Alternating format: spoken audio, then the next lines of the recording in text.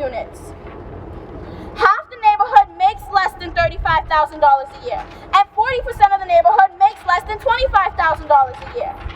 The numbers just don't add up. I don't think I can reach renting one room for $3,000 because it's very, very expensive. Only my paycheck is only $600 in 2 weeks. Today, this morning, he walked into the City Life office this morning with an eviction notice from the bank that took over his house, and he lives on Washington Street in Jamaica Plain, and the bank wants a high rent because they foreclosed on the house, and his family has disabled family members. They have elderly people in the house, and that's who's getting pushed out of our neighborhood. And we've tried to get a community development organization to buy the house.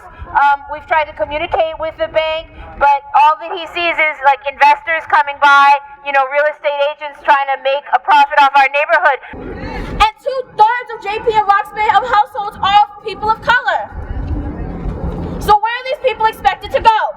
Great question. So we're asking them to change the plan and to allow it to include everyone, no matter your color, no matter how much money you make. We believe 55% of the total new housing should be affordable. We also believe 25% of typical private developments should be affordable. I said 25% of typical private development should be affordable. And including most units at an average of 40% AMI. We're still about 15 people strong, and we're gonna stay here till tomorrow. It's been cold. We've faced having to take the tents down in order to stay here, but there's a real commitment to keep a continued presence out here and to keep up pressure to stop this vote.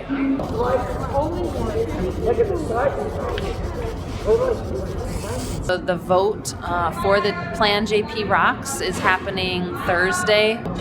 Folks from the community, from different neighborhood groups have sat down, have tried to get the vote delayed, and they haven't wanted to do that. And so this is kind of our last chance to say, the plan still needs work to be done. You look at these neighborhoods that are now being redeveloped, and we know that they're the same neighborhoods that, through redlining, that were, de-invested in, and it's those same outlines of these neighborhoods that are now, being, properties are being snatched up, developed, and it's not for the folks who lived there before. I feel like that's where it falls around, like race and class lines, is that this is not an accident. It's not unintentional. And the new plan is going to turn everything on its head and produce majority, really expensive, out-of-reach housing.